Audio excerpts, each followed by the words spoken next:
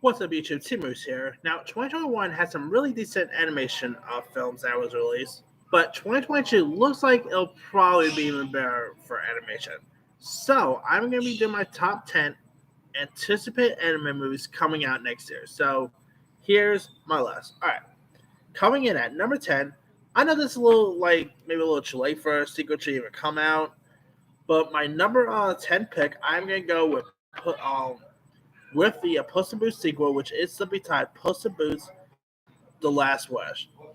Of course, the character of Puss in Boots, first made its debut in 2004 Shrek 2, and pretty much became like one of the most iconic characters of the Shrek franchise. Voiced by Antonio Banderas. Then years later, after like a year after Shrek Forever After got released, they decided to go ahead and do like a spin-off of Puss in Boots that takes place like before the events of Shrek and everything. And now about 11 years later, they're actually doing a sequel, which is called Puss in Boots: The Last Wish, which comes out on September 23rd of next year.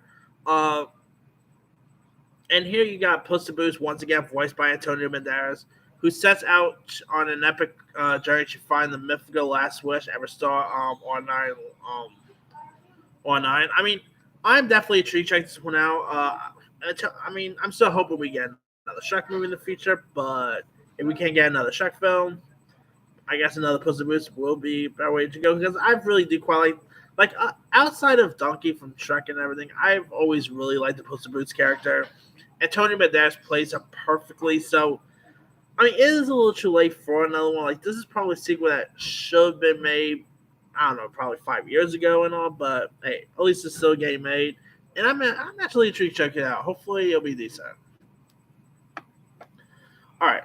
Now, coming in at number 9 is a film that's been delayed a couple of times, but it's actually going. It's literally not going to theaters anymore. But that is Hotel Transylvania Transformania. Now, this time around, it's not direct. The only disappointing part about this one is not directed by Jenny Konchalovsky anymore. Adam Sandler's not the voice of Dracula, and Kevin James not in this, so that's a little disappointing.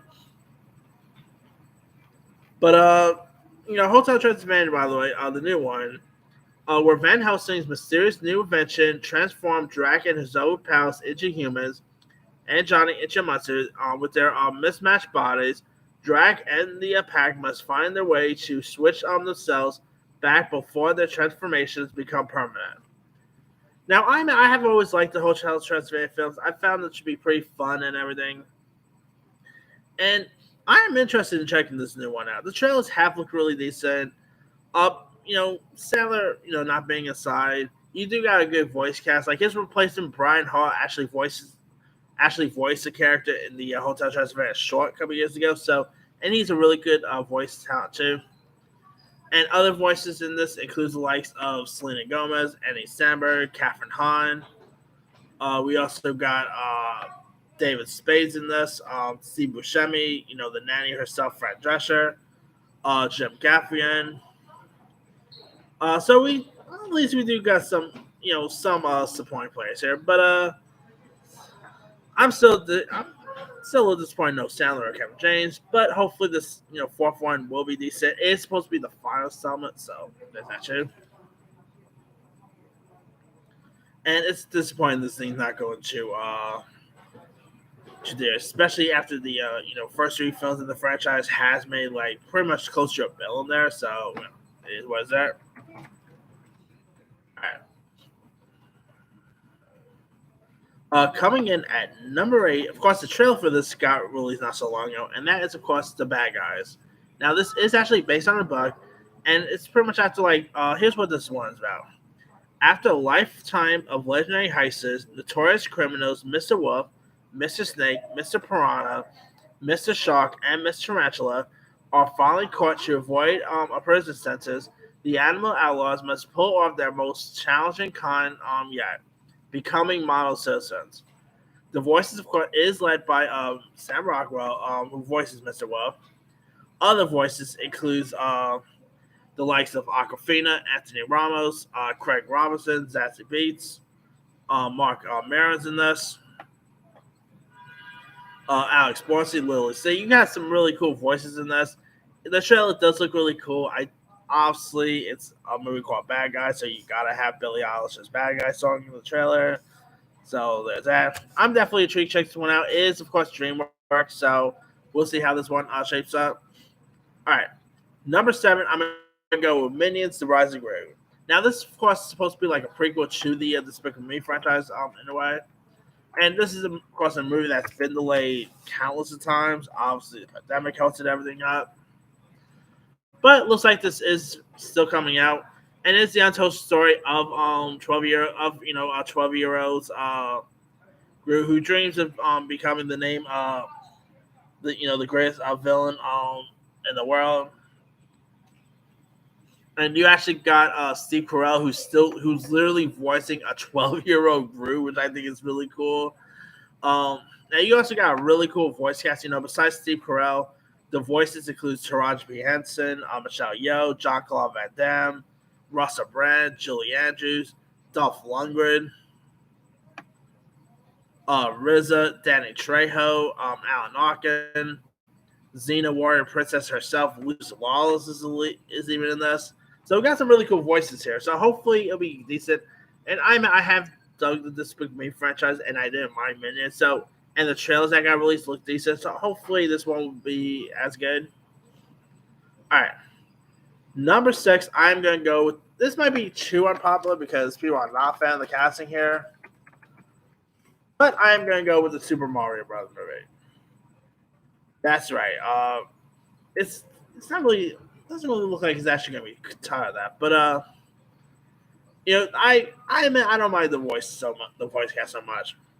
I mean, the voice talents here includes the likes of Chris Pratt as Mario, Charlie Day as Luigi, Anna Taylor Joy as Princess Peach, Seth Rogen as Donkey Kong, Jack Black as Bowser, Keegan Michael Key as Toad.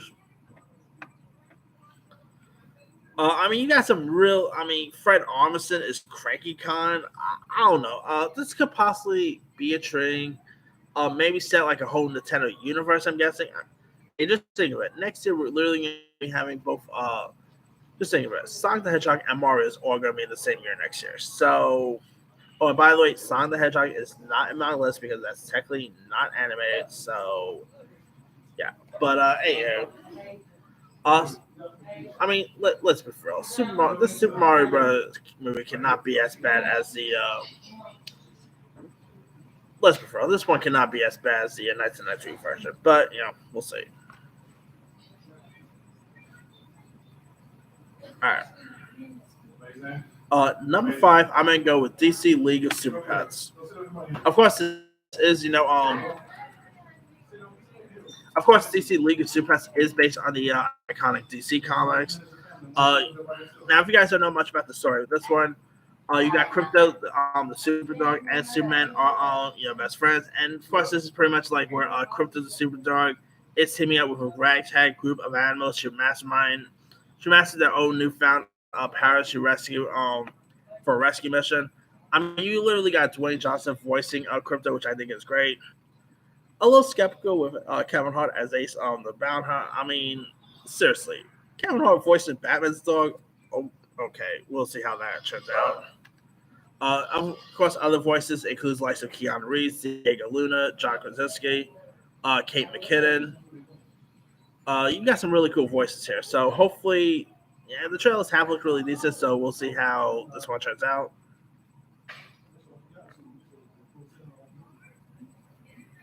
All right, what else we got here?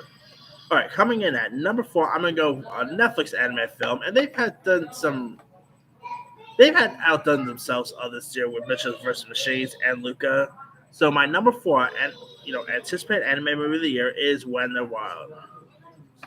Now, one reason why I'm excited for this one is it's directed by Henry Selick, the same guy who directed movies like James and John Peach, Nightmare Before Christmas, Coraline. So seeing Henry Selick back to the director chair should be a treat. Now here's what the film's about. It's about two scheming demon brothers, when they're wild, who are actually voiced by Key and Peele themselves, must face their arch nemesis, the demon dusting nun sister Helly and their two oculus on the goth teens Cat and Ryo. And this is not an actual full on trailer, but they did drop a couple of clips of this. And it is a stop motion animation film, which Henry Selick does best. I'm really pumped for this. It does look pretty creepy. Here, seeing Key and Peele reunite could be intriguing there, so that should be interesting. So hopefully this will be decent. All right. Uh,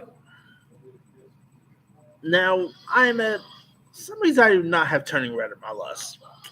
I'm actually excited for Turning Red. Don't get me wrong, I did quite like the trailer, but for some reason I totally forgot. I totally let that film off my list. Uh, but I decided to choose between two Pixar movies I'm excited for. Uh, I'm excited for Turning Red. Don't get me wrong, but I am probably more excited for another Pixar movie set for release next summer, and that is of course Lightyear. Now, Lightyear is of course a prequel to the Toy Story franchise, and here's where it pretty much revolves around the fictional origin story of Buzz Lightyear, the character who inspired the action figure in Toy Story. Now this time around, you got Chris Evans, who's actually voicing Lightyear, rather than Tim Allen. I know lots of people are hating that